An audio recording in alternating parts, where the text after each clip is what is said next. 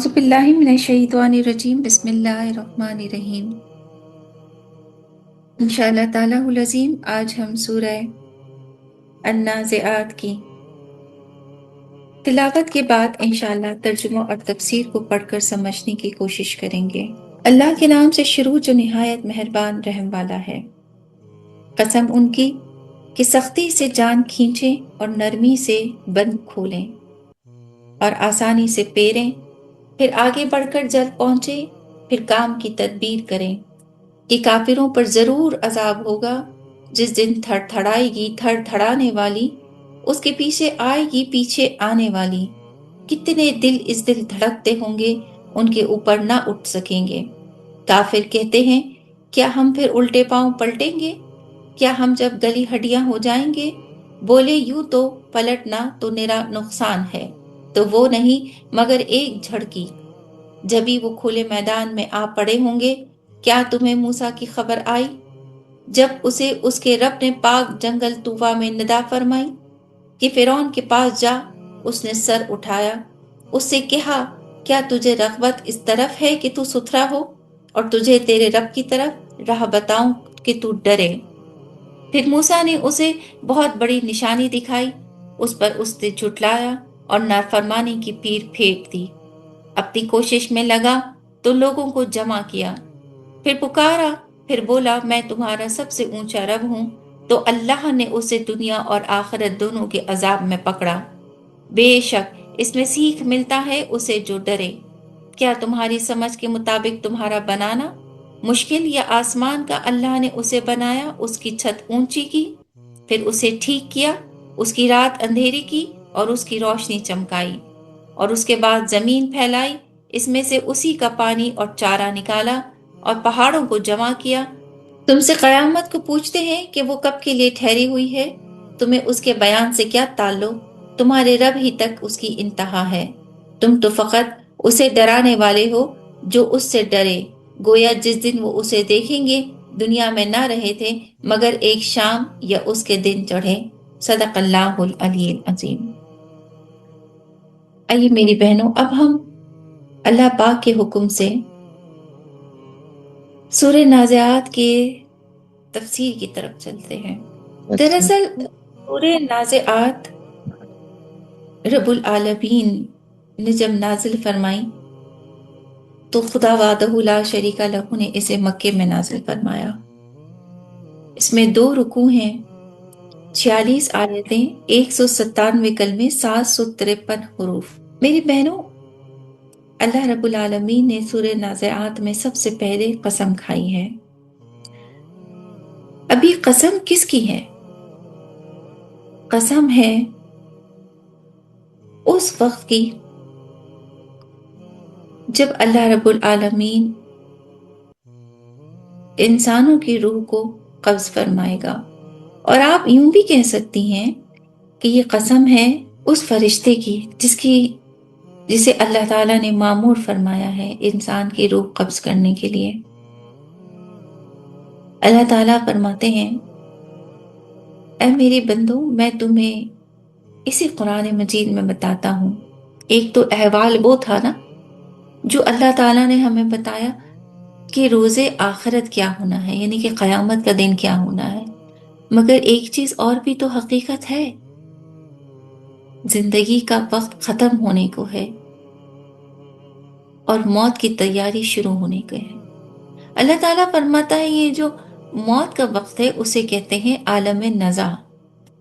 ये जिंदगी और मौत, या आप यूं समझ लीजिए कि दुनिया और मौत के दरमियान का एक सफर होता है। बहुत छोटा सफर होता है मगर बहुत ज्यादा तकलीफ दे होता है। पर पता है अल्लाह क्या फरमा रहा है? अल्लाह फरमा रहा है, ऐ मेरे बंदो सुनो, ये जो फरिश्ते हैं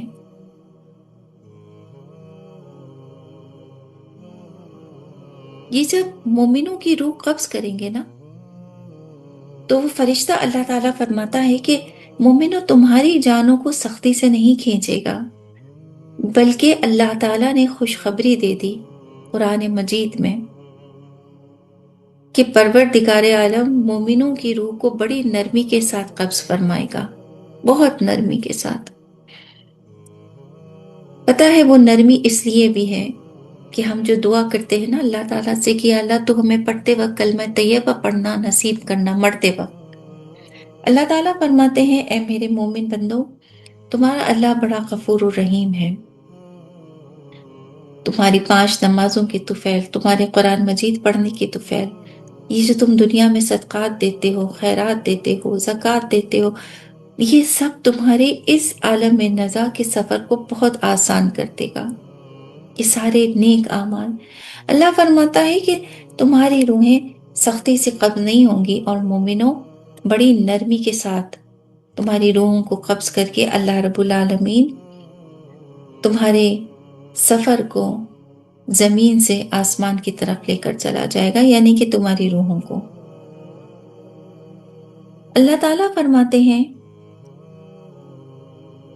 کہ کافروں کی جہاں تک بات ہے میرے بندوں سمجھ لو، ان کی تو روح کا سلسلہ یہاں شروع ہوا، یعنی کہ روح قبض کرنے کا سلسلہ جب ان کا جو فرشتے کا پنجہ پڑے گا نا ایک کافر کے سینے پر، اور جب اس کی روح قبض کرنے کا وقت آئے گا، اللہ تعالیٰ فرماتا ہے نہ پوچھو وہ کیسا تکلیف دہ ہوگا، وہ اتنا تکلیف دہ عمل ہوگا۔ اللہ فرماتا ہے کہ کافر سوچے گا کہ وہ اس دنیا میں آیا ہی کیوں تھا، اور وہ پھر یہ بھی سوچے گا کہ اگر اتنی سختی یہاں پر ہے تو آگے کیا ہوگی۔ اللہ تعالیٰ فرماتے ہیں کہ کافر سے اس وقت جب فرشتہ پوچھے گا کہ بتا کیا تیرے پاس اس سختی کو ختم کرنے کے لیے کوئی کلمہ ہے، تو پتہ ہے کیا ہوگا، وہی محمد صلی اللہ علیہ وآلہ وسلم کی حدیث ہے جو میرے نبی نے فرمایا کہ مرتے وقت کا کلمہ پڑھنا کبھی بھی کسی کافر کو کام نہیں آئے گا۔ اس کی وجہ یہی ہے کہ جب ملک الموت آئیں گے اور اپنا پنجہ رکھیں گے کافر کے سینے پر، اسی وقت ہی وہ پہچان لے گا کہ یہ تو کوئی اور معاملہ ہے، اور پھر اسی وقت ہی ملک الموت یقین دلائیں گے کہ ہم وہی فرشتے ہیں جن کے لیے اللہ کے حبیب نے فرمایا تھا کہ تمہیں اس دنیا سے ایک نہ ایک دن جانا ہے۔ اب اللہ تعالیٰ فرماتے ہیں آگے کی بات سنو میرے بندو، جب دھڑک رہے ہوں گے جو کافر ہیں، اور یہ دھڑکنا ان کا ایسا ہوگا سینے کا کہ ان کا بس نہیں چلے گا کہ وہ سمندر کا پورا پانی پی لیں۔ حضرت اسرائیل علیہ السلام ملک الموت اس وقت فرمائیں گے کہ کہو کیا کہتے ہو۔ کافر خیال کرے گا کہ واپس اس دنیا میں چلا جائے اور پھر کلمہ پڑھ کر اللہ تعالیٰ کی طرف جائے۔ میرے نبی نے پہلے ہی فرما دیا کہ مرتے وقت جو کلمہ پڑھ رہا ہے اس کی تو کوئی توبہ قبول ہو رہی ہی نہیں ہے۔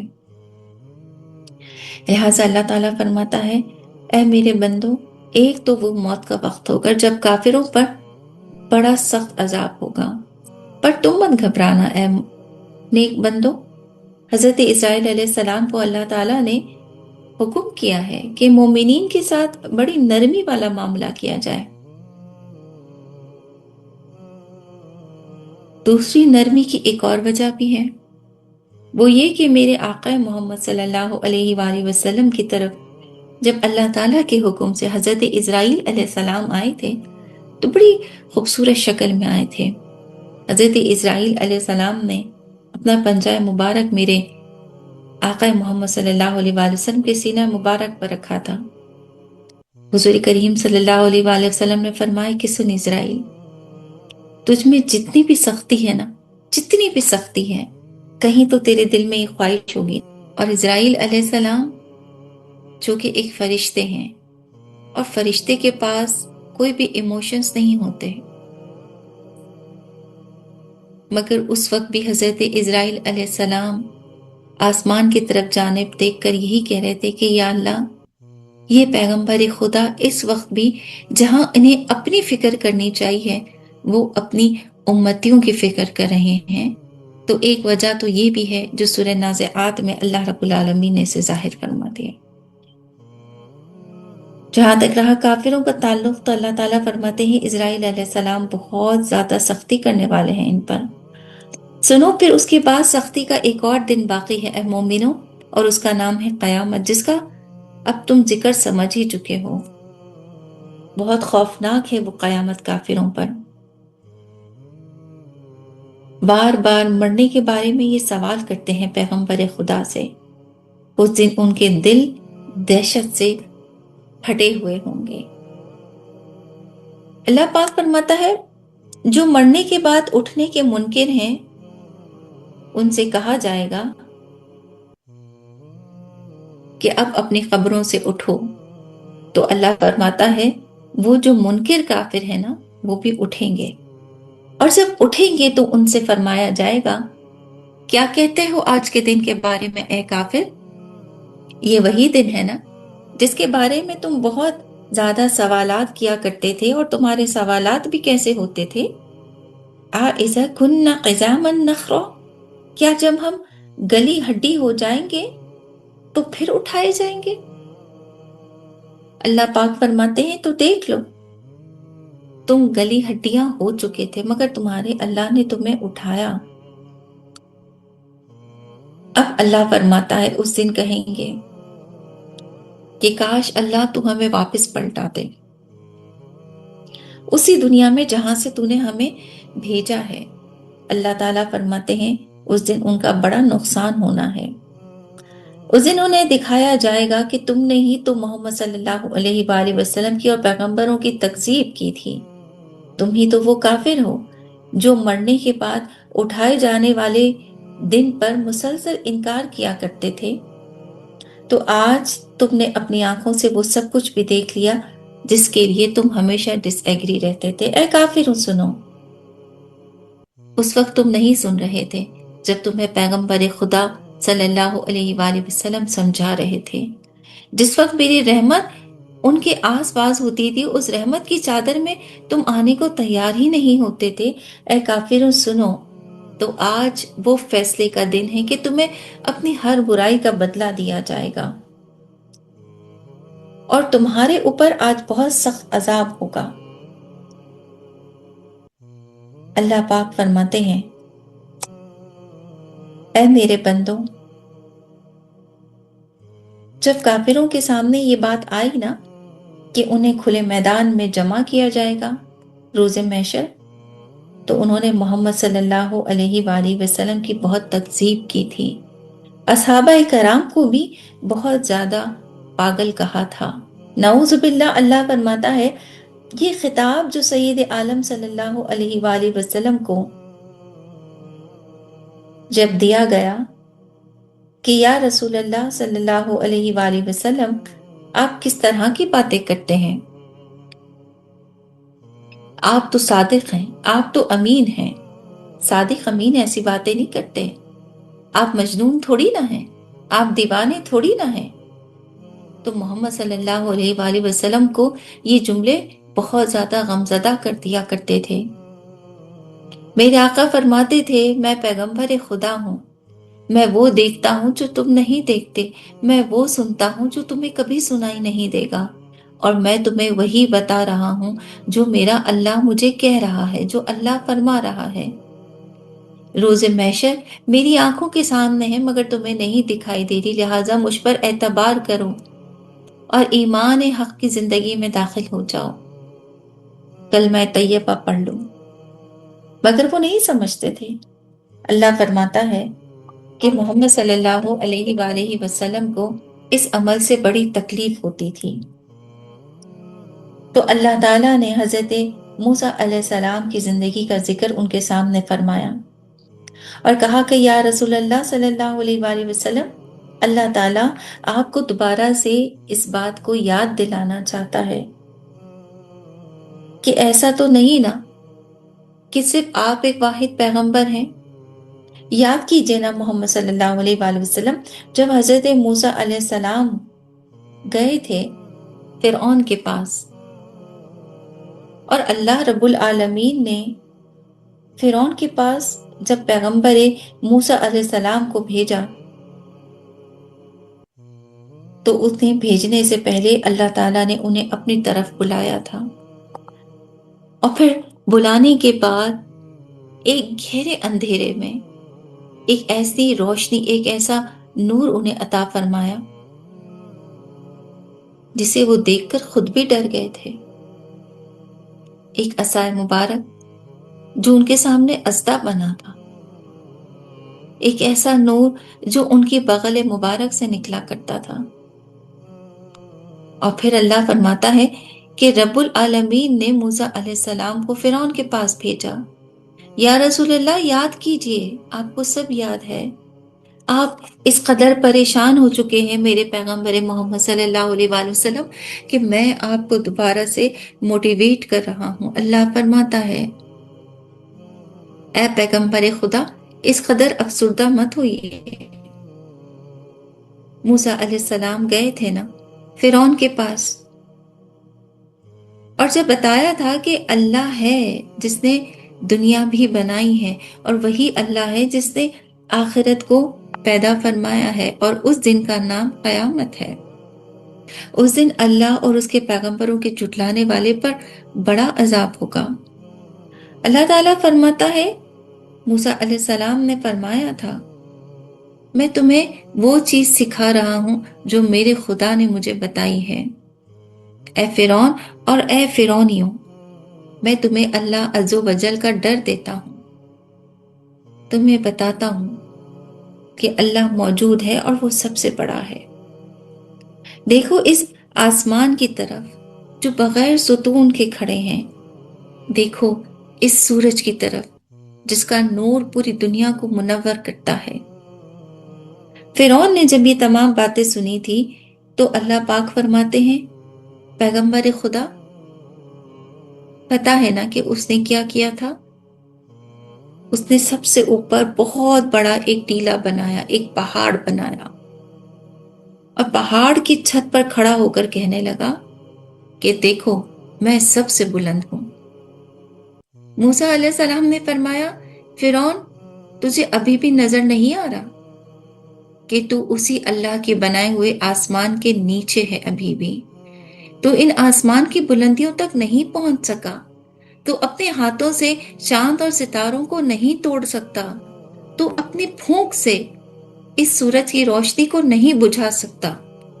فرعون، اس بلند بالا خدا وحدہ لا شریک لہو کی کائنات کی طرف دیکھو، یہ پوری کائنات اللہ نے بنائی ہے۔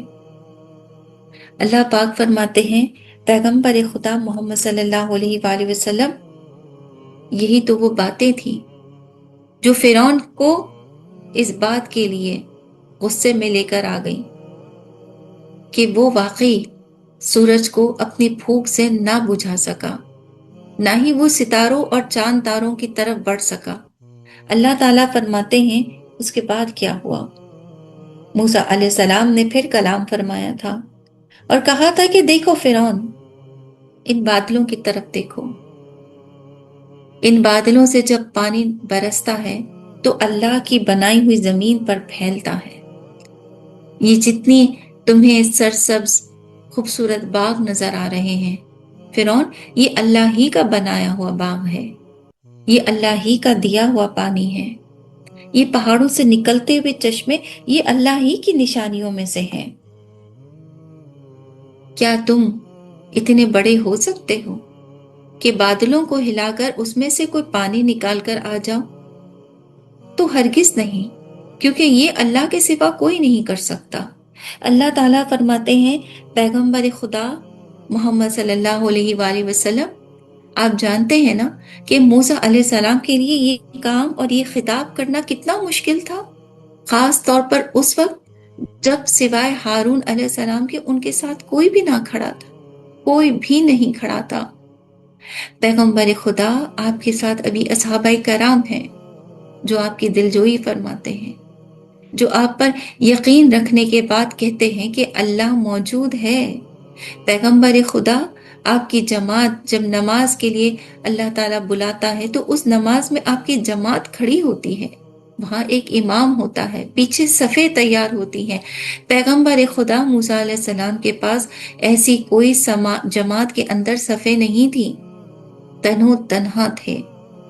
اتنے بڑے جابر ظالم انسان سے اس نے اللہ کے لیے انہوں نے خطاب کیا، اور یہ جابر انسان قیامت تک اس دنیا میں نشانی کے طور پر، عبرت کے طور پر موجود ہے۔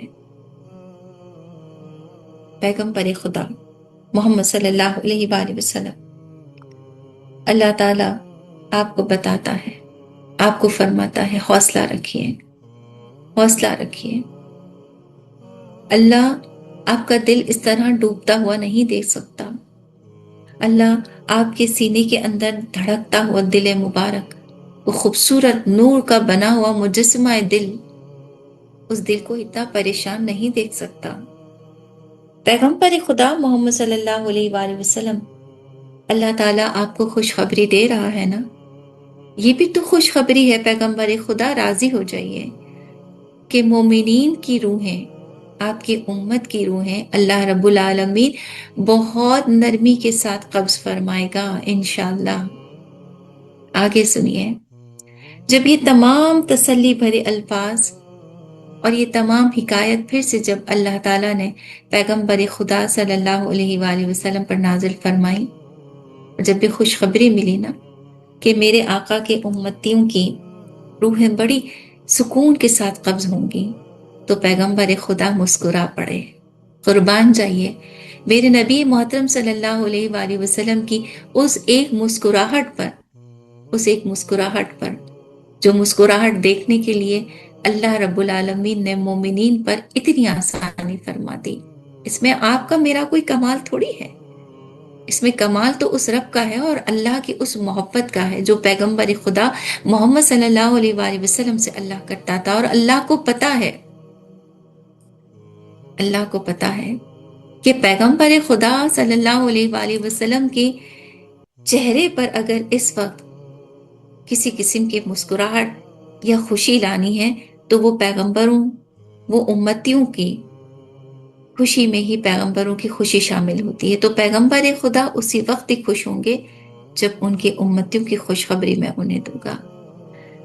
لہٰذا اللہ تعالیٰ نے اس ایک مسکراہٹ کی خاطر میرے نبی کی امتیوں کے لیے فرما دیا کہ ان کی روحیں بڑی آسانی سے قبض ہوں گی۔ پیغمبر خدا اب تو مسکرا دیجئے نا۔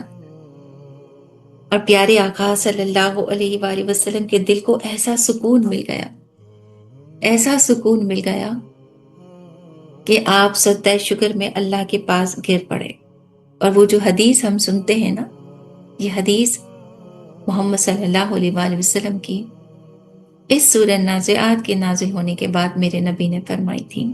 آگے سنیے، اللہ تعالیٰ فرماتا ہے کہ بات جہاں تک رہی کافروں کی نا پیغمبر خدا، اس وقت یہ تمام کافر، یہ تمام جہنمی یاد کریں گے آپ کو یاد کریں گے، اور اس وقت کہیں گے کہ نہیں، پیغمبر خدا دیوانے نہیں تھے، وہ تو مجنون بھی نہیں تھے، وہ تو شاعر بھی نہیں تھے، وہ تو واقعی پیغمبر خدا تھے۔ آج ہم ان کی قوم کا عالم دیکھتے ہیں کہ وہ مسکراتی ہوئی دنیا سے جا رہی تھی، جیسے ویسے ہی قیامت میں بھی مسکرا رہی ہے۔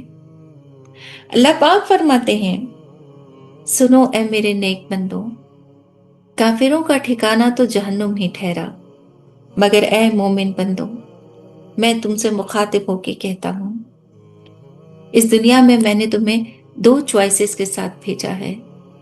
ایک ہے اچھے اعمال جسے نیکیاں کہتے ہیں، ایک ہے برے اعمال جسے گناہ کہتے ہیں۔ اب اس دنیا میں چوائس تمہاری ہے، تم اپنی نفس کو کس طرح سے روکتے ہو ہر گناہ کرنے سے بھی، اور کس طرح سے روکتے ہو اپنی نفس کو ہر اس خواہشات سے بھی جو تمہیں نیکیاں کرنے سے روکے۔ یہ ضروری تو نہیں نا کہ انسان گناہ نہیں کر رہا۔ میں ایک ایگزامپل دیتی ہوں، ویسے that's not possible کہ کوئی انسان پیدا ہونے کے بعد گناہ نہ کرے، مگر چلیے تھوڑی دیر کے لیے ہم سوچ لیتے ہیں کہ کوئی آدمی ایسا ہے جو گناہ نہیں کر رہا، تو یہ کوئی کمال نہیں۔ پتہ ہے کمال کیا ہے؟ کمال یہ ہے کہ گناہ بھی نہ کرے اور پھر نیکیاں ہی نیکیاں کرتا رہے، نیکیاں ہی نیکیاں کرتا رہے۔ اس کے میں آسان سی کے ساتھ ایک مثال دیتی ہوں۔ ایک اولاد ہے، کہتی ہے کہ میرے ماں باپ بہت بوڑھے ہو گئے ہیں اور بہت زیادہ چڑچڑاہٹ کرتے ہیں، کچھ بھی کہتے ہیں سامنے میں تو کوئی جواب ہی نہیں دیتی۔ بہت اچھا کام کر رہی ہے پھر تو وہ، کیونکہ اگر وہ جواب دیتی تو گناہگار ہو جاتی، اس لیے وہ گناہگار نہیں ہو رہی، مگر ابھی نیکی والا حصہ تو باقی ہے۔ آگے سنیے، پھر وہ اولاد کہتی ہے جب میرے ماں باپ سکون میں آ جاتے ہیں، میں ان کے پاس پیار سے جاتی ہوں، ان کا ماتھا چومتی ہوں، بہت محبت کے ساتھ حج کی نیت سے ان کے چہرے کو مسکرا کر دیکھتی ہوں۔ مجھے یقین ہے کہ میرے اللہ نے مجھے ثواب عطا فرما دیا۔ پھر جب وہ کچھ کہتے ہیں جس پر میں ان سے ضد کروں تو میں ضد نہیں کرتی، بلکہ میں انہیں پیار سے کنونس کرنے کی کوشش کرتی ہوں۔ کبھی والدین مان بھی جاتے ہیں اور کبھی نہیں بھی مانتے، مگر مجھے برا نہیں لگتا، میں ویسے ہی ان کے قدموں کو چوم کر آگے بڑھ جاتی ہوں۔ اب یہ جو سیکنڈ اسٹیٹمنٹ ہے نا میرا، یہ ہے نیکیوں کا اسٹیٹمنٹ، حج کا ثواب لے جانا، مسکرا کر پھر بھی ان کو کنونس کرنے کی کوشش کرنا، انہیں جھڑکنا نہیں، ان سے پیار ہی سے بات کرنا، اور جب وہ مان جائیں تو اپنی ان خوشیوں میں اپنے ساتھ ان کو شریک کرنا، اس نیت کے ساتھ کہ اللہ جب میرے والدین مجھ سے راضی ہے تو یقیناً تو بھی مجھ سے راضی ہوگا۔ یہ ہے وہ نیکیاں۔ انسان کہتا ہے 5 وقت کی نماز پڑھ لو، یہ بڑی ایک انسان کی عجیب ہے بات، اچھی بات ہے، نماز تو پڑھنا چاہیے۔ کیا آپ کا خیال ہے کہ مومن کے لیے صرف 5 وقت کی نماز پڑھ لینا کافی ہے؟ اگر وہ نماز پڑھ رہا ہے تو وہ فرض عبادت پوری کر رہا ہے، اور ٹھیک ہے وہ نیک عمل کر رہا ہے، مگر آپ کا کیا خیال ہے کہ کیا اتنا باقی ہے؟ آگے اور ارکان باقی ہیں، اسے ابھی زکوٰۃ بھی دینی ہے نیک بننے کے لیے، ابھی اسے صدقات دینے ہیں نیک بننے کے لیے، ابھی اسے بہت نرمی کے ساتھ اللہ کی مخلوق سے پیش آنا ہے نیک بننے کے لیے، ابھی اسے اپنی اولاد کی بہترین تربیت کرنی ہے تاکہ اپنے آگے وہ صدقہ خیر چھوڑ کر جا سکے، صدقہ جاریہ چھوڑ کر جا سکے۔ سو ابھی نیکیاں نیکیاں نیکیاں بہت ساری چیزیں باقی ہیں۔ فقیروں کو کھانا کھلانا ہے، یتیموں کی مدد کرنی ہے، مسکینوں کو کپڑا دینا ہے، مسافروں کی مدد کرنی ہے، کبھی کسی بات پر غصہ آ جائے پی جانا ہے، کس لیے؟ اللہ کی محبت کے لیے۔ اللہ تعالیٰ اس لیے فرماتا ہے کہ سنو اے میرے بندو، وَأَمَّا مَنْ خَافَ مَقَامَ رَبِّهِ وَنَهَى النَّفْسَ عَنِ الْهَوَىٰ، اور جو اپنے رب کے حضور کھڑے ہونے سے ڈرا اور نفس کو خواہش سے روکا تو بے شک پھر جنت تمہاری ہے، اللہ فرماتا ہے، پھر بے شک جنت تمہاری ہے۔ اب اللہ فرماتا ہے کہ اے میرے بندو، یہ نفس کا روکنا کیا ہے پتہ ہے؟ بہت اسمال اور بہت چھوٹی سی ڈیفینیشن، ہر اس حرام کام سے اپنے آپ کو روکنا ہے جو اللہ نے پسند نہیں فرمایا، جو اللہ کو پسند نہیں وہ نہیں کرنا، جو اللہ کو پسند ہے وہ بہت زیادہ کرنا ہے۔ اللہ رب العالمین کو شہوات کا ترک کرنا بہت زیادہ پسند ہے، جس کے لیے اللہ تعالیٰ نے جنت نعیم کو بنایا، جنت عدن کو بنایا۔ اللہ تعالیٰ فرماتے ہیں کہ ٹھیک ہے جتنی بھی جنتیں ہیں ان میں سب سے چھوٹی درجات کی جنتیں ہیں، جنت عدن، جنت نعیم، مگر یہ بھی بہت خوبصورت ہے، ایٹ لیسٹ اے میرے بندو اتنا تو کر کے آؤ نا۔ اللہ تعالیٰ فرماتا ہے سنو اے میرے بندو،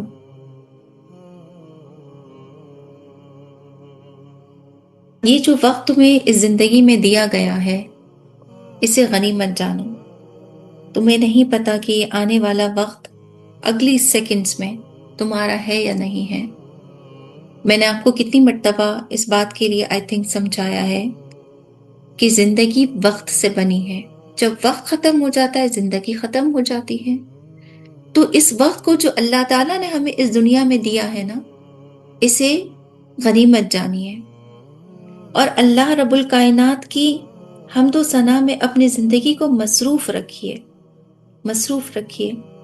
اللہ تعالیٰ فرماتا ہے کہ اے میرے بندو، قیامت یقیناً ایک بہت خوفناک چیز ہے اور قیامت کا انکار تو ہو ہی نہیں سکتا کیونکہ یہ آنے والی چیز ہے. اگر کوئی اپنی قیامت کو خوبصورت بنانا چاہتا ہے تو وہ اپنی اس زندگانی میں اللہ تعالیٰ کو کبھی نہ بھولے. ہر وہ کام کرے جو اللہ رب العالمین کو بے حد پسند ہے. اللہ تعالیٰ فرماتا ہے اے میرے بندو، اس روئے زمین پر بہت آرام اور سکون کے ساتھ رہو. اس روئے زمین پر نہ کسی کا خون مت بہاؤ.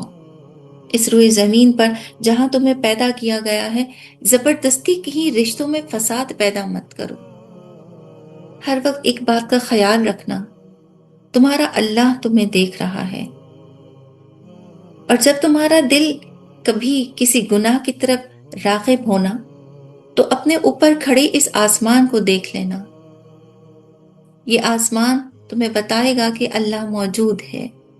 اپنے دل کی حرکت کو سننا، تمہارے آنے جانے والی ہر دھڑکن تمہیں بتائے گی کہ ان دھڑکنوں میں تمہارا اللہ موجود ہے. اور یاد کرنا اس آیت کو جو اللہ نے قرآن مجید میں اتاری، وَنَحْنُ أَقْرَبُ عَلَيْهِ مِنْ حَبْلِ الْوَرِيدِ، اور میں تمہاری شہ رگ سے بھی زیادہ قریب ہوں. جب تمہیں یقین ہو گیا کہ میں تمہارے اتنے قریب ہوں تو بھلا میرے بندوں بتاؤ پھر تم گناہ کیسے کر سکتے ہو؟ میں تمہیں بتاتا ہوں اے میرے بندو، روز آخرت کو کبھی مت بھولنا کیونکہ یہ بھولنے والی چیز ہے ہی نہیں. میں تم سے تعلق رکھتا ہوں ایک ایسا جس میں تم سے میری ملاقات ہوگی اس وقت جب تم جنت میں داخل کیے جاؤ گے. اور جب تم جنت میں داخل ہو جاؤ گے پھر ہر روز جمعے کے دن تم میرا نور دیکھو گے. تم ہر روز جمعے کے دن اپنے رب العالمین کا دیدار کرو گے. میں تم سے بہت خوش ہوں گا میرے بندو. میں نے، اللہ فرماتا ہے کہ میں نے تمہارا رب تمہیں انتہا کا مقام تک قرآن مجید میں سمجھا چکا ہوں. اِلَىٰ رَبِّكَ مُنْتَہَاهَا، تمہارے رب ہی تک اس کی انتہا ہے. اللہ فرماتا ہے یہ آخری انتہا ہے تمہاری اس زندگی کی خوبصورتی کی کہ روز قیامت تم میرا دیدار کرو گے. یہ آخری انتہا ہے تمہاری اور میری محبت کی اور اس تعلق کی میرے بندو جس میں تم مجھے اپنا رب مانتے ہو. ہر روز، ہر جمعے کے روز قیامت میں تمہیں اللہ رب العالمین کا دیدار ملے گا اور تم بہت خوش ہو جاؤ گے میرے بندو. اللہ پاک فرماتا ہے میں تم سے کوئی ایسا جملہ نہیں کہتا. اس وقت جو اللہ نے خاص بیان فرمایا ہے بڑا خوبصورت ہے. ترجمہ ہے تم تو فقط اسے ڈرانے والے ہو جو اس سے ڈرے. کأنہم یوم یرونہا، گویا جس دن وہ اسے دیکھیں گے. اب اللہ تعالیٰ فرماتا ہے اے میرے بندو، تمہیں میں قیامت کے لیے نہیں ڈراتا ہوں. تمہارے لیے تو قیامت بہت ہی خوبصورت ہے. قرآن مجید میں کتنی دفعہ کہہ چکا کہ نہ میرے مومن بندوں کو کسی چیز کا کوئی ڈر ہے نہ خوف. اللہ فرماتا ہے قرآن مجید میں جہاں جہاں ڈر کا ذکر ہوا ہے وہ صرف اور صرف کافروں کو ڈرانے کے لیے ہے.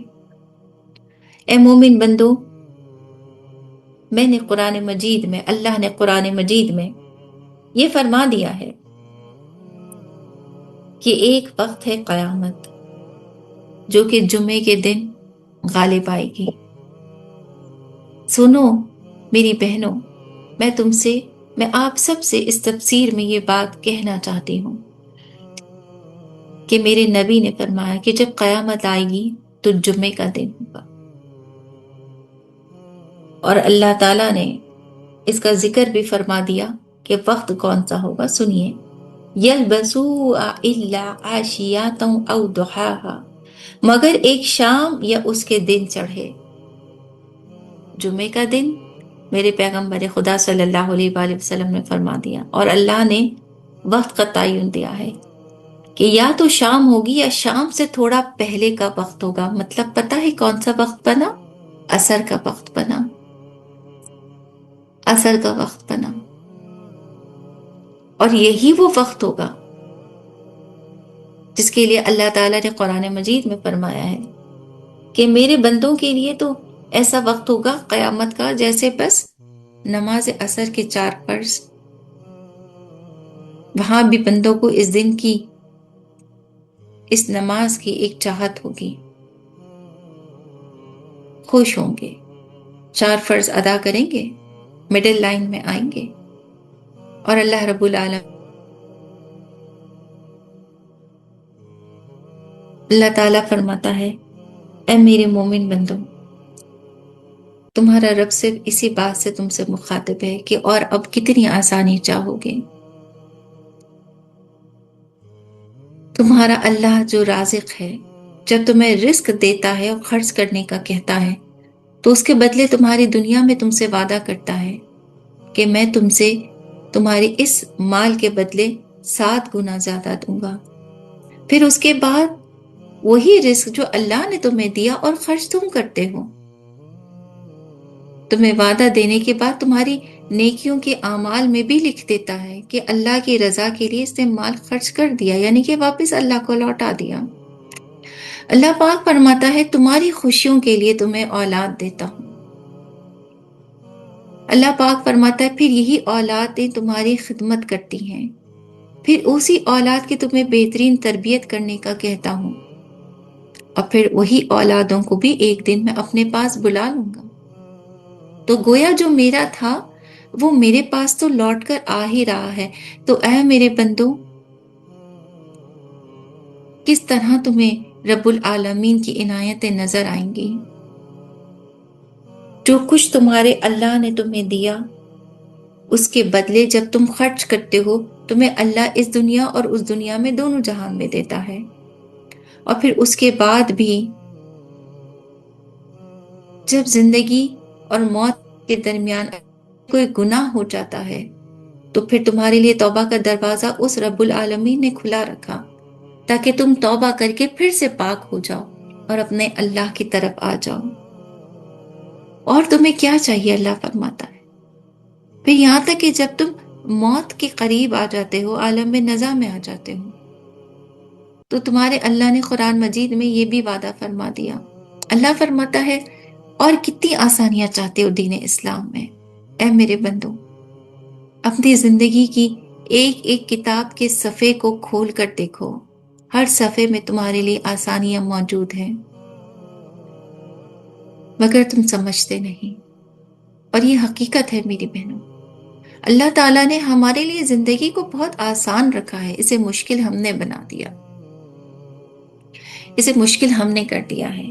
کبھی اپنے نفس کے تابع ہو کر، کبھی یہ سوچ کر ہم نے اپنی زندگی کو مشکل کر دیا کہ دنیا کیا کہے گی، ہے نا؟ اللہ تعالیٰ فرماتا ہے کہ کیوں اپنی زندگیوں کو اتنا مشکل بناتے ہو جب تمہارے اللہ نے تمہارے لیے اتنی آسانی رکھ دی. 3 وقت کا کھانا رکھا، پھر تمہیں روزی دی، تمہیں اپنے مکانوں میں اچھے شیلٹرز دیے،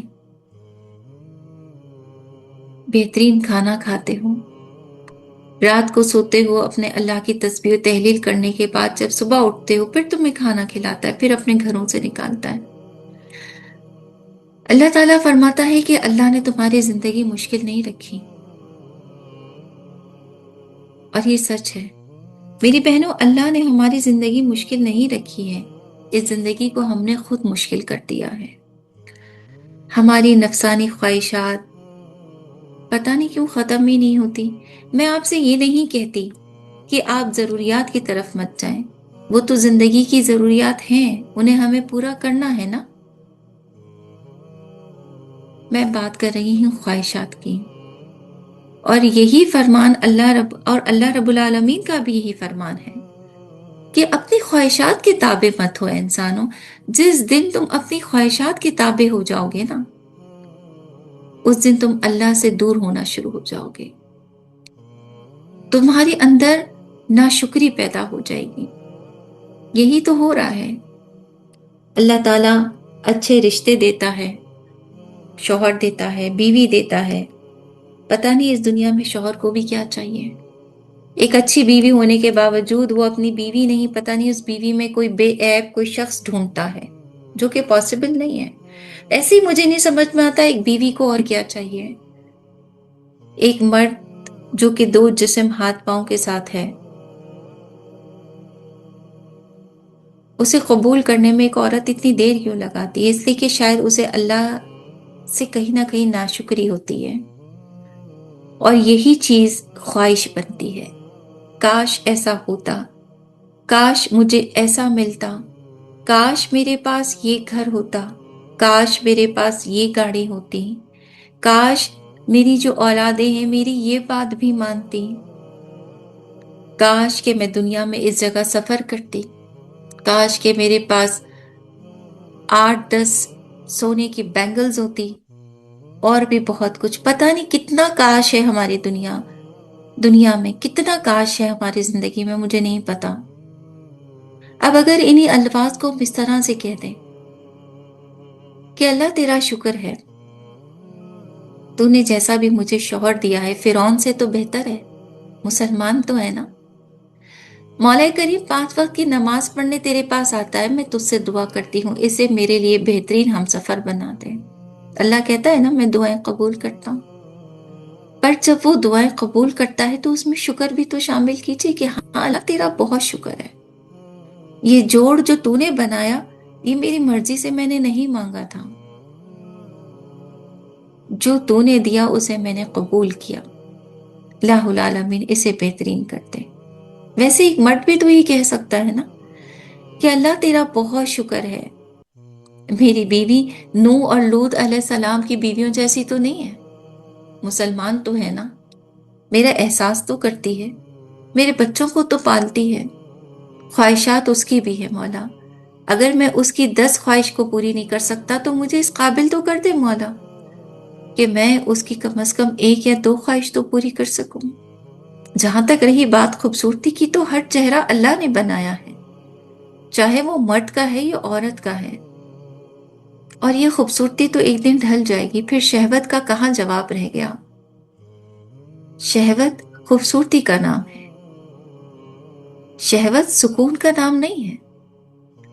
اللہ تعالیٰ فرماتا ہے کیوں آخر میرے بندو، کیوں ایسا کرتے ہو، کیوں تم شکر ادا نہیں کرتے؟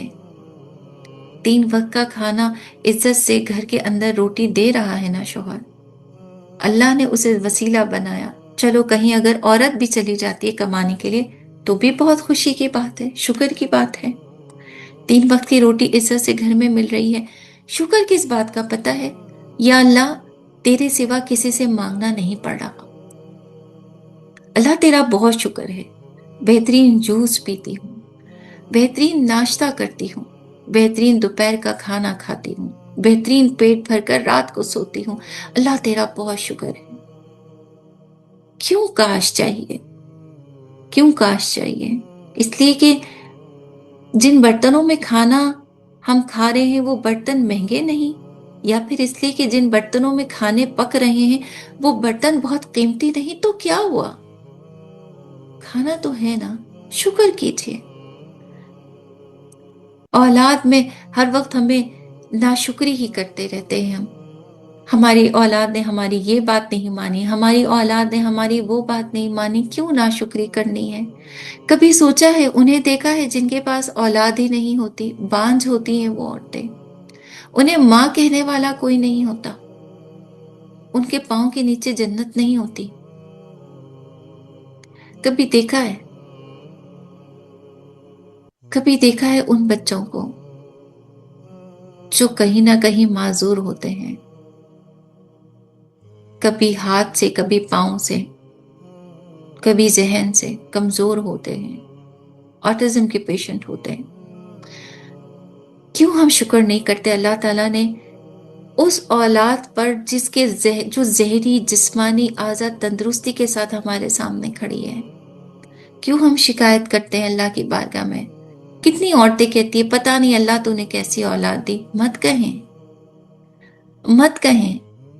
इसी का जिक्र अल्लाह ताला ने सूरह नाज़िआत में फरमाया, मत हो ख्वाहिश के ताबे, तुम्हें जितना दिया है ना उस पर अल्लाह का बहुत शुक्र अदा करो, बहुत शुक्र अदा करो। ऐसा ही इल्म का भी मामला होता है। इल्म भी हमें अल्लाह ताला ने जितना दिया है ना उसे हासिल करने की और कोशिश करें, क्योंकि ये अल्लाह फरमा रहा है कि इल्म हासिल करने की कोशिश करो, माँ के पेट से लेकर के कब्र की दहलीज तक।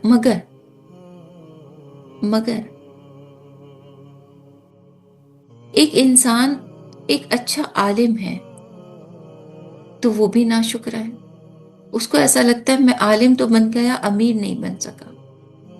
कोई अमीर बन जाता है तो क्या वो भी नाशुक्र है। क्या हुआ, मैं अच्छा और कोई साइंटिस्ट बन जाता तो और मेरे पास पैसे होते। जिसके पास बाइक है वो कहता है कि मुझे